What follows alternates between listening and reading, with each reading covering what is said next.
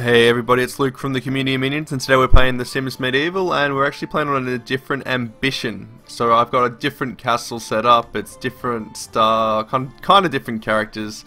I've kind of just changed their names up a bit, like you got King Luke the Great, which is actually just me, not King Lucius. Anyway, I thought I'd go over some points that I don't really speak about in other videos whilst doing a mission, which is I actually find is one of the most enjoyable ones in the game. Anyway, let's just quickly explore the interface a bit and actually go through what I found out. So pretty much as you can build more buildings, let's have a look here. You've got this plus security, knowledge, and knowledge. Now, what this actually does is it increases your capacity. It doesn't increase your defense or your knowledge, it increases how much you can have, which you can see here. At the moment we have well-being high, security high, culture high, knowledge high. So I've tried to keep it balanced on this account, and you'll notice that there is 5 green spots, but 4 of those have kind of a darker green on them, which means I have a capacity for 5 hearts, and I've currently got 4 out of the 5 available. So if I did a mission that gave me more hearts, and I got, let's say, it gave me 2 hearts, and I didn't have the capacity for it, I wouldn't get that well-being statistics. So generally, what you should do when you're looking at your quests, look for one. Let's have a look at this one here. I get 2 hearts, so this would kind of be a waste if I did this mission without getting a building to increase my capacity. So when you're choosing missions, that's kind of a nice little thing to look out for. Also, I can't really go much more in culture, so this is actually quite a split one. So give me 1 of each, which would be pretty much fine. This would be a pretty good mission to continue on. Nah, this one's got 2 culture if I get platinum. So that one probably wouldn't be worth going, because I am actually going for platinum at the moment. If you close that and you click the thing up here, pretty much this is the ambition that I'm playing, and to get platinum level in this ambition you need to get 20 missions on platinum level. So at the moment it shows my statistics down here. I have 7 on bronze, 7 on silver, 7 on gold, and 7 on platinum, which means pretty much I've beaten every level so far on platinum, which it's something you have to take a little bit more time to do, but it's definitely more worth it, and it kind of unlocks more certain levels. For example, I believe you require most things require either a silver or a gold level to be able to open up another ambition. Another thing that I've been kind of excluding from the other game was I haven't really looked into territory maps, and I've recently looked into them a bit. And what you'll see here is you have your territories, and you start off with 2 territories around you that you're allies with, and pretty much you can actually use your RP or resource points to become allies with surrounding areas.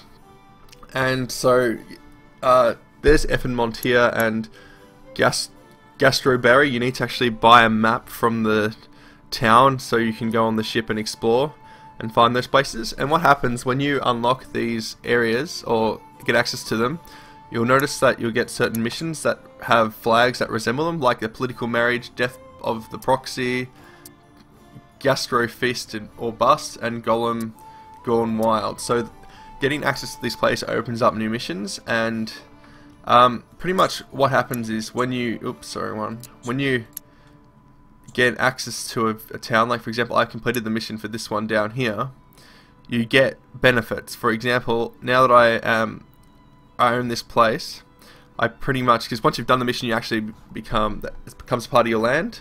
So in this one, pretty much every mission now I get plus 20 XP and plus 20 gold, so you get all these little perks which are definitely worth trying to get, and also they can really just make the game a little bit more easier. So it's definitely worth spending a few points on collecting these towns and getting these missions out of the way. I know a lot of the missions that they have are not really high in RP or anything, but they do give you kind of a lot of benefits. So that's just something I found out, which is kind of cool. And one of the ambitions which I have completed required me to get every single one of the towns, which I ended up doing, which is a challenging but fun ambition. One thing that I know I've kind of been neglecting is I haven't really decorated my rooms very much in the game and customized them, but as you can see, the throne room is actually quite customized now, but I'm not 100% sure if it was due to the patch that I downloaded recently or if it was because I defeated the first ambition. But you get a choice of 4 different throne rooms, and this was kind of based off one of the throne rooms that I got to pick from, and upstairs is different as well. Like, this is a library instead of a bathroom. This is just a little room that really does nothing, and the food room is downstairs here.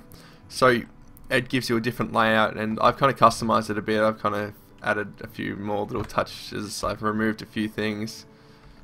I'll probably customize a little bit more, but it's definitely worth having a bit of fun redecorating the castle a bit, make it a little bit more yours.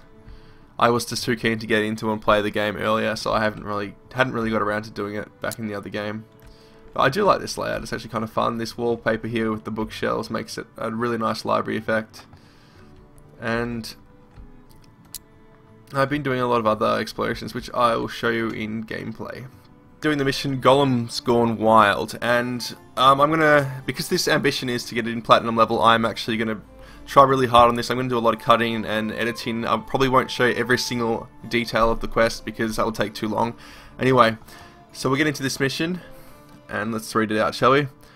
The Tinkerers from Tip-Tok had sent an urgent plea for the help to Cheesecake. Their golem creations had gone wild. These normally stoic sentries had been rampaging through the countryside, crashing into peasants' homes and dancing wantonly. Without help, the territory would be without its guardians, and peasants would be without sleep. So that's kind of the mission there. There is only one approach to this, which is kind of a little bit annoying, but it's a really good mission. I actually enjoyed this mission. I've done it a few times. Anyways, let's have a look here. So platinum loot, which is I'm going for, will give me +4 knowledge. I have 4 knowledge slots, so that's actually kind of ironic, but I'll lose 1 culture point, which I'll probably have to do a culture mission later on to kind of catch up on that because I don't want to fall too far behind. Anyway, it looks like I require the blacksmith and the wizard, so it looks like it's going to be a 2 hero mission. So craft an army of enchantment golems to stop the menace within Tip-Tok. So I had to pick pretty much my blacksmith Tom and adept Elisa, who are actually named after people from the community of minions, funnily enough. So let's get into this, shall we? And looks like we have a notification here from the king saying, "Attention all citizens. The golems of Tip-Tok have been cursed and the territories are now under quarantine. Please be advised that these creatures are highly perilous, even if they are appearing strangely mirthful. Any golem sighted must be reported immediately. Anyone interested in helping to solve the golem crisis should report to the throne room." So that's a little bit of a nice little thing. I bet you we're going to have to report to the throne room. Yes, we're going to have to speak to King Lucius. And we're going to get into this. The blacksmith is Tom, who is actually my brother, who is Picardy in the community of minions. Then we have Elisa, who is Morgana from Minecraft, if this wants to load. And she's also level 1, so I've actually only just created these characters. And what I'm going to do is I'm going to make sure they're really happy. And I seem to have been having a bit of lag. Lovely. Oh, it actually just sounds like I got a bit stuck on that tree. Anyway, so what I'm going to do is I'm actually not going to start doing the mission straight away. I'm actually going to get these guys' happiness up a bit. She's going to need to collect quite a bit of stuff, like she's going to need to collect some grasses and everything. So I'm just going to it's probably a good spot to start there. And rocks for the blacksmith. It's definitely good to get their sources up, and also I'm going to complete their missions in the morning. And I'm actually going to do something that I haven't done previously, and I'm going to go get them a lover and have some kids, because kids make them happy, and it's actually really good for boosting the mission up to a really high level. So I better get this playing. It's like I had a character the other day that she had just had given birth. She was having a fantastic time. I've never seen this bar shoot up so much. I think it went from gold to silver within 30 seconds. It was ridiculous. Anyway, I'm just going to complete these missions and I'll get on track with the mission in a minute. Another thing I'm going to advise is, because these characters are quite new and I haven't really done anything with them, I'm going to advise you go to the village shops and buy some trouts, just so that they get some good food, because that gruel stuff that they eat is absolutely disgusting and it makes them not very happy. And because I've given the glutton trait to Tom, which is a trait that I do not recommend you give your characters because it is extremely annoying. He's going to be hungry and I'm going to have to feed him a lot, so I'm going to buy every single trout and tench from the village just so he can actually eat and not complain all the time. I've given Elisa the weak constitution, which is a bit of an inside joke, so yeah, she's just going to be getting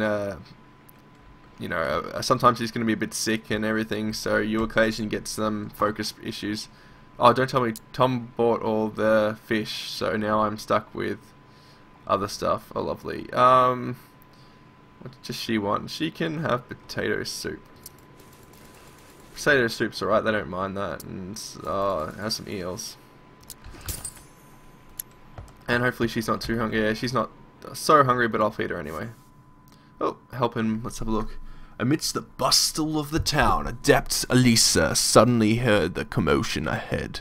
Dashing to investigate, Elisa came upon quite a sight. A pair of brigands terrorizing a defenseless mother and their tiny child. The fiends appeared to be trying to wrestle a bag out of the woman's hand. Help the mother. This is an injustice. Would not stand. Adept Elisa sprang into action. Or help the muggers. Adept Elisa could help the bandits steal the bag. Who knows what was in it? Maybe the good stuff. I'm going to help her because Elisa would so help her. And she got major lacerations. Oh, that's lovely. I'm going to send her back in the town to get those fixed then, because that's 30 minus on that. So if you want to cure minor lacerations, oh, Tom's going to be home now. Oh, are you eating gruel? No, you have to always supervise your sims. I always get distracted because I'm filming half the time. What you need to do is you need to go to this one, so items and moderate health salve, and also I might get her the week that as well because she gets sick so much. It's ridiculous. Use that and go home. Oh, we're in trouble. Oh, what are you doing? Don't cook. Wait, did I tell him to cook that? I gotta stop paying attention. Ooh! Who's that? That is Royal Consort Kira, who's actually the king's wife, which is technically my wife in game. And now he's gonna eat that, and you are home now.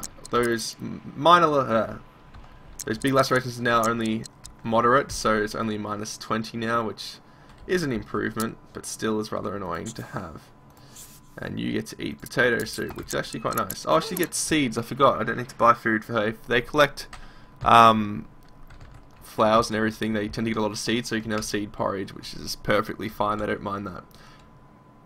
And I probably shouldn't hold it up for much longer, so I'm going to talk to the king and ask how I can stop the golems. Tesh Kenslin.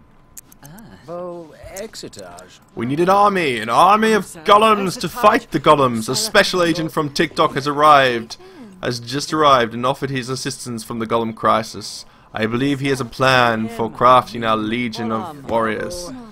So he's upstairs, but I'm not going to talk to him. I'm just going to continue making them happy. And actually, I'm going to go in there and let's have a look at who he can woe. Oh, camera angle issues. Is there anyone? I believe she's taken. Let's have a look. Is there any attractive girls? Let's have a look. Oh, a sweeper. Nah. Let's have a look in the town centre if there's anyone.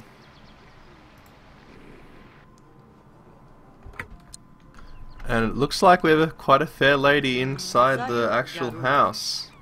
So Dame Constance. So maybe I'll get Tom to pursue her and have a bit of romance there. Although that bedroom definitely won't be suitable for Dame Constance, so I might have to revamp that if they get married. So I think I might pursue her after he's had some food, because he's actually hungry again, funnily enough.